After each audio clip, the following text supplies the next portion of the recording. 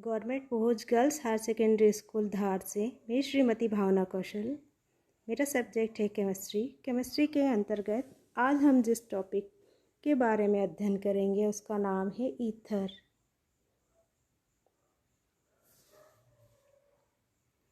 Ether सबसे पहले हम इसका देखेंगे क्रियात्मक समूह, फिर देखेंगे हम इसकी विधि, फिर समीकरण, उसके बाद देखेंगे चित्र के बाद विधि का वर्णन। इसमें एक पॉइंट मिसिंग है। उसके बाद देखेंगे परीक्षण, फिर शोधन और फिर उसके रासायनिक गुण। ईथर में यहाँ एक प्रश्न भी है। ये जो प्रश्न है ये बहुत इम्पोर्टेंट क्वेश्चन है। प्रश्न है, विलियमसन अविरल ईथरीकरण विधि क्या है? क्या यह अविरल विधि है? और अविरल विधि है तो इसका कारण बताइए। नाम देखेंगे सबसे पहले हम। तो ईथर का जो हमने उदाहरण लिया है उसका नाम है डाईएथिल ईथर। सूत्र है C2H5O C2H5। ईथर का क्रियात्मक समूह होता है O। दोनों तरफ O एल्किल मूलक से जुड़ा हुआ होता है। यहाँ जो हमने एल्किल मूलक लिया है उसका सूत्र है C2H5, अर्थात यहाँ पर हमने एथिल लिया है और दोनों ही तरफ एथिल जुड़ा हुआ है O के दोनों तरफ, इसलिए इसका नाम है डाईएथिल ईथर। डाईएथिल ईथर का IUPAC नेम एथॉक्सी एथेन होता है। ईथर की बनाने की विधि देखें तो प्रयोगशाला में डाईएथिल ईथर एथिल अल्कोहल के अधिक और शांत H2SO4 को 140 डिग्री सेंटीग्रेड पर गर्म करके बनाया जाता है। इसके हम विधि समीकरण देखें इस विधि का, तो विधि जो रासायनिक समीकरण है वो दो पदों में होता है। सबसे पहले एथिल अल्कोहल की क्रिया H2SO4 से 100 से लेकर 110 डिग्री सेंटीग्रेड पर कराते हैं तो एथिल हाइड्रोजन सल्फेट प्राप्त होता है और पानी बनता है। ये जो प्रोडक्ट हमको एथिल हाइड्रोजन सल्फेट प्राप्त होता है, इसी की वापस हम रिएक्शन करवाएंगे पुनः एथिल अल्कोहल के साथ 140 डिग्री सेंटीग्रेड पर, तो हमको डाईएथिल ईथर प्राप्त होता है और H2SO4 प्राप्त हो जाता है। चित्र देखें तो चित्र में हम देख रहे हैं एक ब्यूरेट स्टैंड लगा हुआ है। ब्यूरेट स्टैंड के नीचे एक तिपाई स्टैंड है।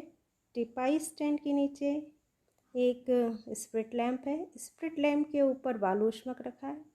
बालूष्मक पर हम एक गोल पेंदे का फ्लास्क लेते हैं और गोल पेंदे के फ्लास्क पे दो एपरेटस लगाते हैं। एक है हमारी थीसिल फनल, जिसके द्वारा हम एथिल अल्कोहल गोल पेंदे के फ्लास्क में डालते हैं, तथा दूसरा एपरेटस से हम थर्मामीटर। इसको गोल पेंदे के फ्लास्क को हम कॉर्क से बंद कर देते हैं। दूसरी तरफ इसकी एक नली है जो लगी हुई है, इससे संघनित्र जुड़ा रहता है। संघनित्र वास्तव में दो नलियां होती हैं कांच की, जिसमें एक होती है ऊपर की तरफ वाली, उसमें पानी भरा रहता है, और अंदर वाली में डाईएथिल ईथर की वाष्प होती है, जिसे हम ग्राही में एक ग्राही पात्र जो कोनिकल फ्लास्क के रूप में है उसमें एकत्र कर लेते हैं। ये ग्राही पात्र एक कांच नुमा पॉट में रखा होता है जिसमें बर्फ होती है। संघनित्र में जो आउटसाइड की नली होती है उसमें ठंडा पानी होता है, जिससे ईथर की वाष्प ठंडी होकर ग्राही पात्र में एकत्र हो जाती है। इस तरह हम अपने शब्दों में इस चित्र का वर्णन दे देंगे। आगे चलें तो वर्णन को इस तरह से भी और आगे लिख सकते हैं कि इस विधि को अविरत ईथरीकरण विधि कहते हैं, क्योंकि एथिल अल्कोहल और सल्फ्यूरिक अम्ल के गर्म मिश्रण में एथिल अल्कोहल डालकर ईथर लगातार प्राप्त किया जाता है, इसलिए हम इसे अविरत ईथरीकरण विधि कहते हैं। एथिल ईथर बनाने के लिए हम एथिल अल्कोहल को सांस H2SO4 2:1 के अनुपात में लेकर उपकरण को चित्र अनुसार लगाकर प्राप्त करते हैं। फ्लास्क को बालू ऊष्मक पर 140 से लेकर 145 डिग्री सेंटीग्रेड पर गर्म करते हैं, जिससे ईथर बर्फ के जल में रखे ग्राही पात्र में एकत्र होने लगता है। ये छोटा सा डिस्क्रिप्शन भी आप लिख सकते हैं, नहीं तो अपने शब्दों में जैसे मैंने चित्र के अनुसार समझाया था वैसे भी आप कर सकते हैं। समीकरण हम इसकी और अच्छे से देखें तो एथिल अल्कोहल हमने लिया है। एथिल अल्कोहल का फॉर्मूला होता है C2H5OH और H2SO4 इसे हमने तोड़ के लिखा है H2SO4। पहली रिएक्शन हो रही है 100 से 110 डिग्री सेंटीग्रेड पर। ये हमारा बन रहा है एथिल हाइड्रोजन सल्फेट और पानी निकल रहा है, वाटर निकल रहा है। ये जो हमारा प्रोडक्ट प्राप्त हुआ है एथिल हाइड्रोजन सल्फेट, इसी को हम क्रिया करवाएंगे। C2H5HSO4 लिख लिया, फिर हमने अल्कोहल को उल्टा करके लिखा है। अब हमने HOC2H5 लिखा है ताकि हम H2SO4 इस तरह से निकाल दें। ये निकल गया हमारा H2SO4, 140 डिग्री सेंटीग्रेड पर H2SO4 निकल जाएगा और C2H5O C2H5 अर्थात डाईएथिल ईथर प्राप्त हो जाएगा। यहाँ पर हमने देखा कि हम रिएक्शन H2SO4 से करवा रहे हैं और हमें वापस आखिरी में अंत में पुनः H2SO4 मिल रहा है।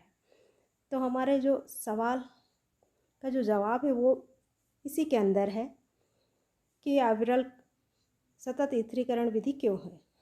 तो इस प्रश्न का उत्तर हम देखेंगे।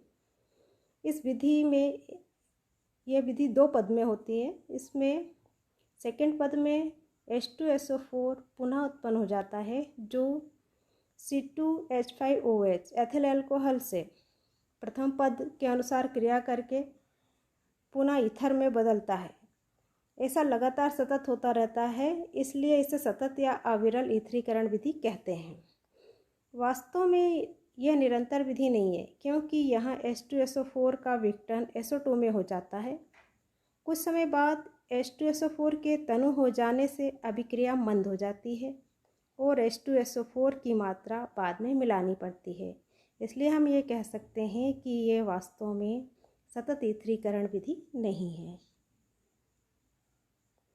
परीक्षण देखें तो ईथर की शुद्धता का परीक्षण करते हैं हम पोटेशियम आयोडाइड विलयन द्वारा। ईथर की शुद्धता के परीक्षण के लिए पोटेशियम आयोडाइड विलयन के द्वारा करते हैं, और यदि ईथर में पोटेशियम आयोडाइड डालते हैं तो आयोडीन मुक्त होती है, तो ईथर अशुद्ध है, नहीं तो शुद्ध मानते हैं। शोधन देखें।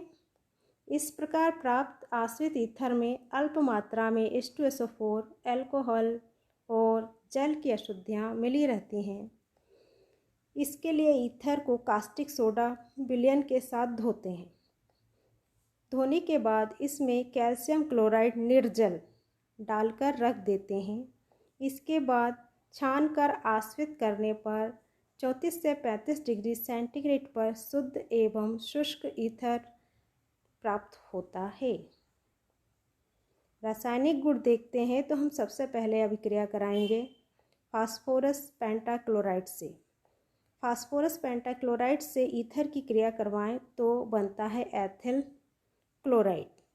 ये देखिए C2H5 कितने हो गए? 2, तो 2C2H5 कितने क्लोरीन है? 5, 2 क्लोरीन लग गई। अब कितनी क्लोरीन बची है यहाँ पर? 3, तो एक हो जाएगा P और एक हो जाएगा O, तो POCl3 बना लेगा। सेकंड देखें रासायनिक गुण। अंधेरे में ईथर क्लोरीन और ब्रोमीन के साथ हैलोजनीकृत व्युत्पन्न देता है। अंधेरे में डार्क में हम जब क्लोरीन के साथ इसकी क्रिया ईथर की कराते हैं तो हमको alpha mono chloro die ethyl ether प्राप्त होता है। इसकी और अधिक क्रिया कराते हैं तो HCl फिर निकलता है और यहाँ पर हमको अल्फ़ा अल्फ़ा, अब कितने क्लोरीन है, इस पोजीशन अल्फ़ा पे क्लोरीन है और इस पोजीशन अल्फ़ा पे क्लोरीन है, तो लिखेंगे हम अल्फ़ा अल्फ़ा। 2 क्लोरीन है तो डाइक्लोरो एथिल ईथर हमको प्राप्त होता है अंधेरे में। तीसरी रिएक्शन है रासायनिक गुण की पानी के साथ। H2O के साथ क्रिया कराने पर ईथर साधारण परिस्थितियों में अम्लों या क्षारों द्वारा जल अपघटित नहीं होते हैं। तनु सल्फ्यूरिक अम्ल के साथ उच्च दाब और उच्च ताप पर गर्म करने पर डाई एथिल ईथर बहुत कठिनाई से एथिल अल्कोहल में जल अपघटित होता है। इसकी रिएक्शन देखेंगे, समीकरण देख लेते हैं। Die ethyl ether, die ethyl ether को हम इस तरह से भी लिख सकते हैं C2H5 होल ट्वाइस करके, और ये वो हमारा आ जाएगा ईथर का क्रियात्मक समूह। पानी का सूत्र H2O, यहाँ पर हम डाइल्यूट तनु H2SO4 लेंगे उच्च दाब उच्च ताप पर, तो हमको पुनः क्या प्राप्त हो जाएगा, एथिल अल्कोहल। एथिल अल्कोहल मतलब 2C2H5 और अल्कोहल का क्रियात्मक समूह OH। सिंपल रिएक्शन है।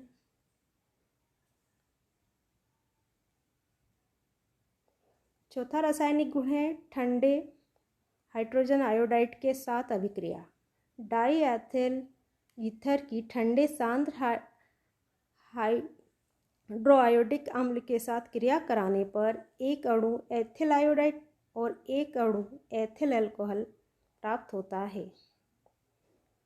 C2H5 एक को जोड़ देंगे I से तो बनाएगा C2H5I अर्थात एथिल आयोडाइड, और H को जोड़ देंगे O के साथ तो ये हो जाएगा C2H5OH एथिल अल्कोहल। ये भी सिंपल है, 2-3 बार प्रैक्टिस करके देख लेंगे रिएक्शन को।